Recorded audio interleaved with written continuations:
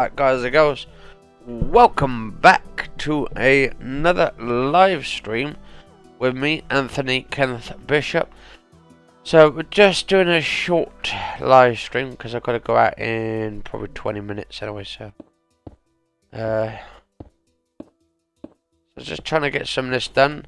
Also, the title of the video as well, guys and girls, we're almost free from the EU, which is actually true. So supposed to be Friday night, we're supposed to be breaking free from the European Union, which means it's Brexit. We're gonna have our Independence Day finally, guys and girls. Our country is gonna be free from the tyranny and all that of what you call the EU, and they call us the laughing stock because we give so much money to the EU and all that kind of stuff, to the European Union themselves. That's the only reason why they wanted us to stay into Parliament with them, into the 27 nations and all that. I mean, I don't follow it as much, but it's a good thing that we're actually getting back to normal, and hopefully we could put everybody first this time, instead of all it being Brexit, Brexit this, Brexit that, Brexit this. It's a shame. I mean, it's the way it's been going. But anyway, I'm playing some Minecraft at the moment while I'm talking about it, about Brexit. But a lot of people are, sorry, not a lot of people, but some people assume that basically people want Brexit because they want to basically get all the foreigners out, but that is totally wrong. The only reason why myself personally I want to leave is so we could get our country back to normal, and also so our country can actually prosper and have money coming through. We're not getting as much money in our country because we're giving it all to the EU, and we could do trade deals in other countries like China. We could do it in Canada, we could do it in America. We don't need to be tied to the European Union for that. And I'm hoping at some point the rest of the EU, the European Union countries, the ones in the EU at the moment, hopefully they will understand as well that they're being chained down and being told what to do.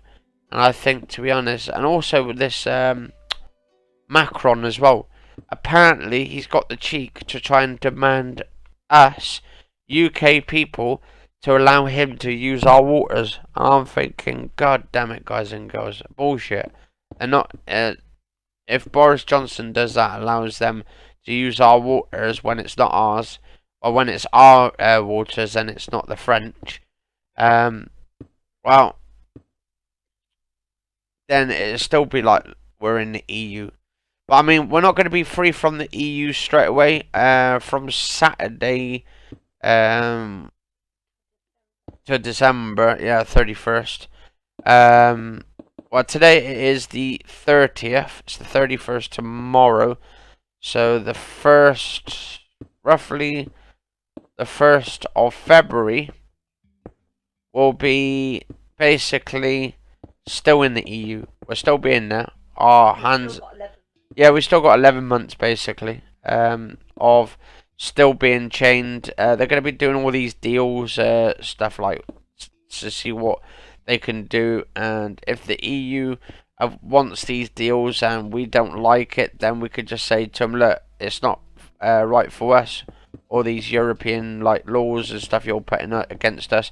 So we're going to leave without a deal. Which means then, obviously, we're going to have to make our own rules up, our regulations and borders and all that kind of stuff. I don't know how it's going to affect the Irish. I don't think it's going to affect them as much because they're moaning and crying about it, saying it's going to affect the Irish border and the Schengen islands and all that kind of stuff. I just think they're just overreacting and being drama queens, basically. Also, the Scottish, like, they're moaning because they want to go separate ways as well. They want to go out and have their own country. And I think, to be honest, okay, you can have your own country, but you won't survive without us. They'll probably end up coming back either, because what they want to do is they want to join up with the EU. That's what their plans are. But the thing is, what have they actually got to put on the table? What's the offers they've got to put on the table? Because they've got nothing. They've got nothing at all. We're the ones that's bailing more like every single time and all that. So,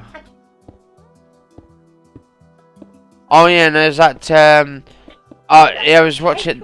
Yeah, I was watching that one with the 27 states where they're all in this parliament. I think it's in. I don't know if it's Brussels or something. Anyway, they're having like sort of arguments and stuff, and then they had that census on where all the EU, European Unions, had a census on together to actually break free from the European Union. And Nigel Farage was there at, I think it's like the G Summit or whatever. I don't think it's the G Summit. It's the something to do with the talks and all that they have in the big discussions. And they have all the world leaders there and all that. But what was funny is Nigel Farage, and I think, was it Edwina Curry, is it her name? I think, is that the one? No, what's her name there? You know, that mouthy, gobby one. I like her because she's got a big mouth. I know she's from the UK, so she's alright. But anyway, so there was this I think she was Irish. This woman sounded Irish. Anyway, one of the women speakers there. Nigel Farage and all his people were like the UK people and the people wanted out. They actually started bringing out the flags. And Nigel Farage was on about, okay, we hate the European Union, but we don't hate Europe. We actually love Europe. We want to do deals with Europe. And we think you're fantastic and all that. And then this woman was saying, oh, it's hate speech. It's not hate speech. This woman, right, because Nigel Farage was basically getting all him and his people to fly the flag of Britain and said we're going to have our like sort of independence and all of that on next year and all that, or from the 31st of January of this month all the way up to December. Anyway, he was flying the flag of Britain and all that kind of stuff, and they all waving all the flags. And this Irish speaker woman, she was saying to Nigel Farage and the people there, can you please not wave that flag at us and all of that? She said that's rude and disgusting and all this kind of stuff.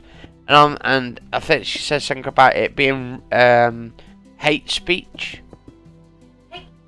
Yeah, take your flag and leave with it and all that. And I think, to be honest, okay, so our country is not allowed to fly our flags, but they're allowed to fly their European Union flags. So it's kind of a bit of a contradiction there. A bit of negativity on the Irish woman there. Oh yeah, and then she cut Nigel Farage's microphone out. And I think, to be honest, it is absolutely disgusting. It's like when, at the moment, we're us being in the EU at the moment still, well, they can still tell us what to do. And we have to basically suck it up till December, or till after Christmas, to the New Year of 2021. But I don't know. I think, to be honest, it's getting all far-fetched at the moment. And I think what they're going to try and do is they're going to try and screw everybody out who voted. It was over, I think it was like, how many was it? It was like 60 odd % of people voted out to leave EU. And yet, we're basically the bad guys, and we're supposed to be all racist, because we want our country back, and we want our own soldiers. We don't want this bloody European army shit malarkey. It's just, I don't know, it's just tedious, really, and it's childish. That woman was childish last night in the EU. Shame on her, to be honest, because she's a part. Because she's Irish. I don't know if she's a part of the DUP or not. She could be, but she was a speaker, so I don't know what she's playing as and all that. I don't know who she's supposed to be working for or not. But it is bloody ridiculous. Our country can't have our say, but this Verhofstadt or whatever his name is, and or like Angela Merkel, they're allowed to have their say. But our country is supposed to shut up and take it really basically in the ass. I think there's a lot going on. Political correctness, that's what I call it. It's one rule for them and another rule for us to settle down. So yeah, I mean, I can't wait until we leave, and then we could tell them to go to hell and all that for the EU. No, not go to hell, but say goodbye and we're leaving the EU and all that. I know, yeah, they were waving to us, and actually there was a couple in the audience standing, or sitting there crying and not. Probably because they're crying. You know why they're crying, don't you? It's not the tears of happiness. It's the tears that their money that we give them and stuff is gonna start going out of their hand and all that. And it'd be like, no, you can't get rid of us, the EU and all that. We're here to stay.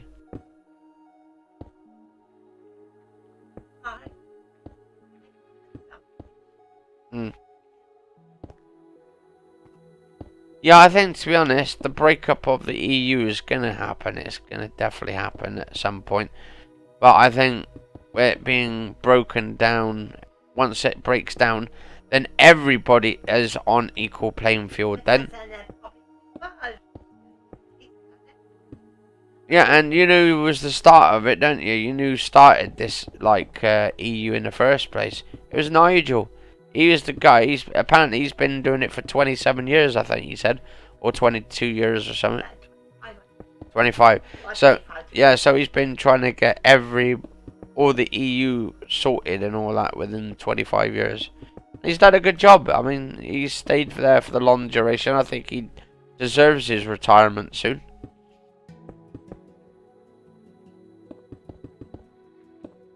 And then it was all those Parliament. Someone said to him, "Oh, are you happy now that all these people are losing their jobs now, or the Parliament and all that, the politicians?"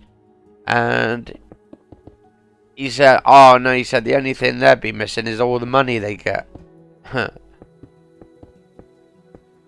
all the luxury meals they used to get when they used to go out and about." He said that's all they're missing.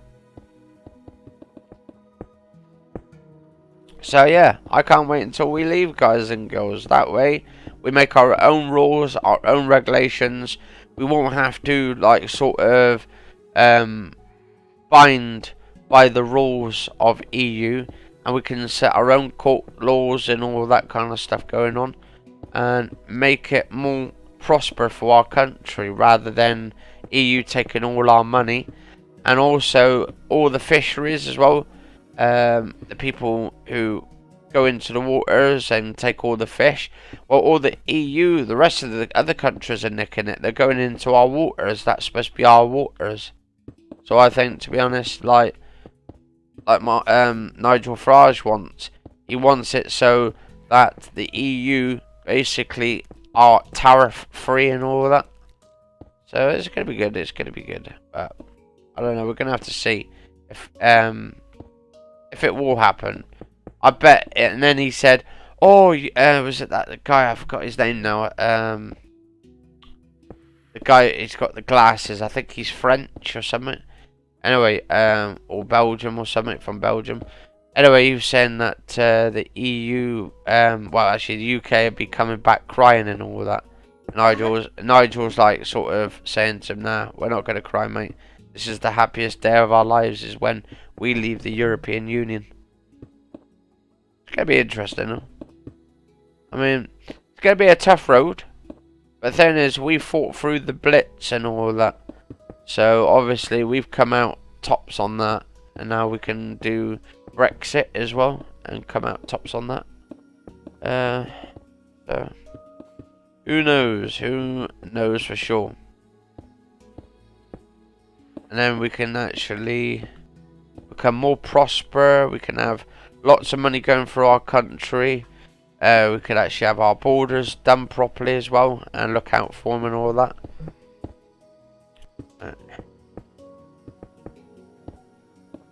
Gonna be happy times from forward and not.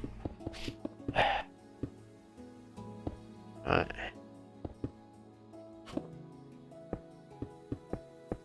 Right, so what I'm doing at the moment is I'm building a foundation.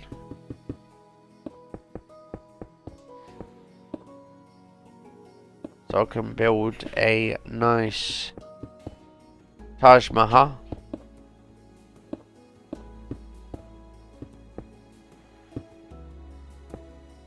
And should be good. Anyway, back in a minute.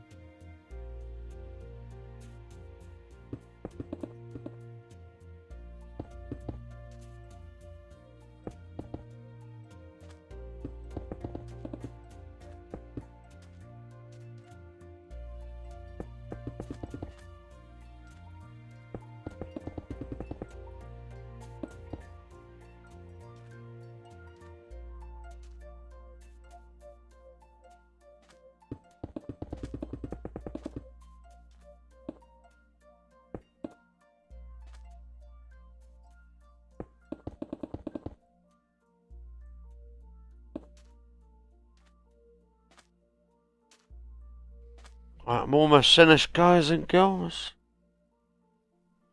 Done in a second. Just trying to finish this last bit off. Yeah.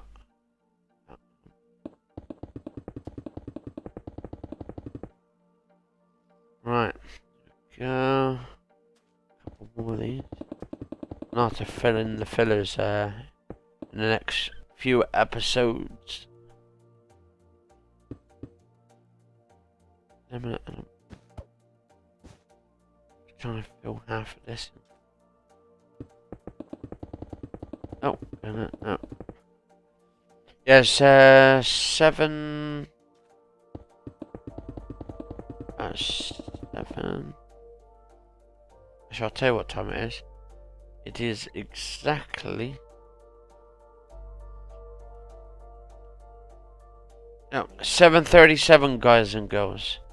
I'll just do this 3 more minutes, guys, and then I'll do. So it should be a couple, because I'm really almost done. Just take all this shit up here a minute.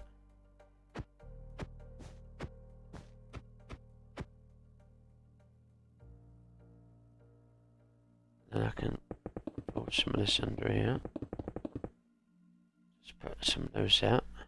Then almost done. It'll be almost halfway. Almost halfway. I would say it's 3/4 away. Just putting these in. Then I should be good. Yeah.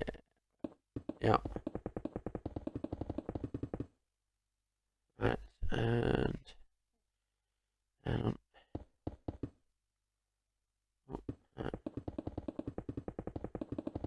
right, and actually 3 more lots, and that's it then. Come on. Should be 3 more. Yeah, 2 more lots.